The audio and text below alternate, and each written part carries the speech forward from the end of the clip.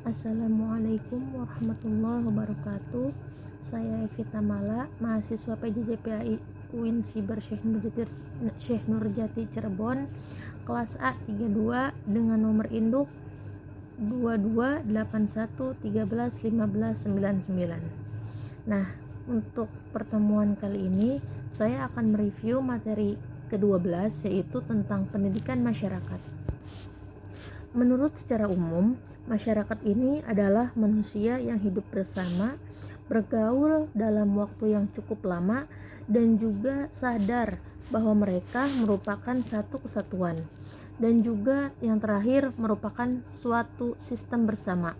Nah, di sini masyarakat ada dua, yaitu yang pertama masyarakat pedesaan dan yang kedua masyarakat perkotaan. Ciri-ciri warga atau masyarakat desa dan perkotaan. Yang pertama, ciri-ciri masyarakat desa dulu ya. Nah, ciri-cirinya itu kalau masyarakat desa hubungannya lebih mendalam antara warga satu dengan warga yang lainnya. Terus kehidupan berkelompok sistemnya, dan yang ketiga, sebagian besar warga itu hidupnya dari pertanian. Nah, itu ciri masyarakat pedesaan. Nah, dan yang kedua, ciri masyarakat perkotaan. Yang pertama itu kurangnya kehidupan keagamaan. Terus yang kedua, mengurus diri sendiri atau mandiri. Dan yang ketiga, pembagian tugasnya itu yang tegas dengan batasannya. Dan yang selanjutnya, banyak peluang kerja tentunya. Dan ada interaksi berdasarkan kepentingan saja, bukan karena pribadi. Dan yang selanjutnya ada pembagian waktu penting untuk kebutuhan individu. Dan yang terakhir, perubahan sosial yang nyata karena terbuka dalam menerima pengaruh dari luar. Nah, ada perbedaan masyarakat perdesaan dan perkotaan tentunya. Pasti sangat signifikan perbedaannya. Jika masyarakat desa itu homogen. Nah, sedangkan kalau masyarakat kota itu heterogen. Nah, ada lagi perbedaan masyarakat desa, yaitu konsepnya itu kekeluargaan dan lebih bekerja sama dan banyak gotong royongnya.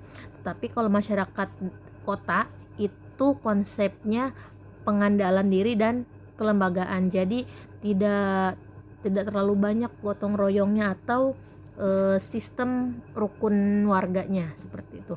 Terus ada lagi perbedaan masyarakat desa. Jika kalau masyarakat desa berorientasi pada tradisi dan status, dan kalau masyarakat kota itu berorientasinya pada rasionalitas dan fungsi. Nah, terus ada lagi tentang isolasi sosialnya. Kalau masyarakat desa itu statik, kalau masyarakat kota mobilitas sosialnya itu dinamik. Nah, terus ada lagi masyarakat desa itu kesatuan dan keutuhan kultural. Jika kalau masyarakat kota kebauran dan diversifikasi kultural. Nah, ada lagi masyarakat desa perbedaannya, yang kalau masyarakat desa itu ada banyak ritual dan nilai sakral seperti ada tradisi, adat tertentu.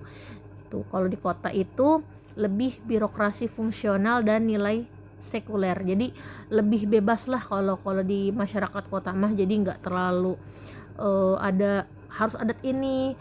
Misalkan ya kalau masyarakat desa kalau ada yang nikahan itu pasti dibilangnya nyari tanggal, nyari hari gitu. Jadi padahal seakan-akan ada hari-hari tertentu yang bikin sial atau bikin keberuntungan dan lain semacamnya, padahal semua hari itu baik gitu. Tetapi kalau masyarakat kota lebihnya ke fungsi. Jadi kalau misalkan ada contohnya ada yang nikah, jadi kalau masyarakat kota itu ngambilnya lebih ke hari libur, karena kalau hari libur itu pasti semua orang ya maksudnya nggak ada kegiatan kerja di pekerjaannya gitu. Jadi pasti ada waktu luang. Makanya kalau ada acara apapun di masyarakat kota itu pasti ngambilnya hari libur, bukan karena ada hari bagus, hari tidak bagus atau dan lain semacamnya. Nah, itu kalau masyarakat desa masih pakai masih pakai adat seperti itu. Nah, terus masyarakat desa itu sistemnya kolektivisme, jadi kolektif ya. Kalau masyarakat kota individualisme, jadi mandiri sendiri-sendiri. Jadi masing-masing lah istilahnya kalau bahasa kita mah gitu. Nah, menurut dari sesi diskusi, kalau terkadang ya masyarakat desa itu terlihat masih kurang dalam hal ekonomi, namun keluarga mereka terlihat bahagia walaupun misalkan kekurangan, tapi ya ada duit atau tidak ada duit tetap kumpul ya, mungkin seperti itu istilahnya.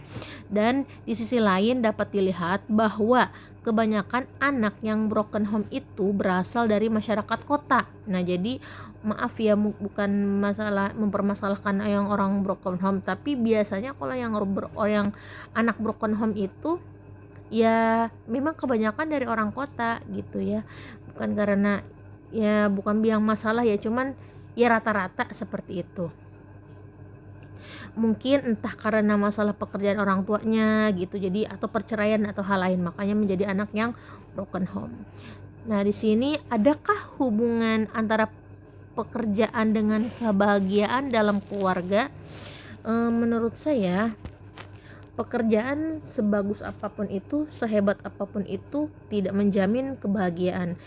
Ya namanya kebahagiaan itu pasti adanya di dalam diri kita, jadi kita nyiptain sendiri kebahagiaan itu.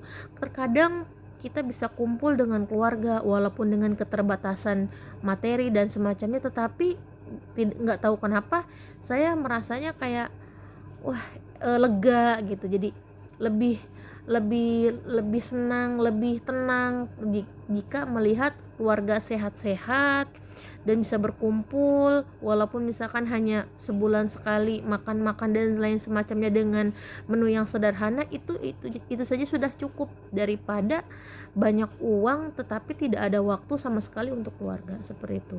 Mungkin itu saja yang bisa saya sampaikan, kurang lebihnya mohon maaf. Wabillahi taufik wal hidayah. Wassalamualaikum warahmatullahi wabarakatuh.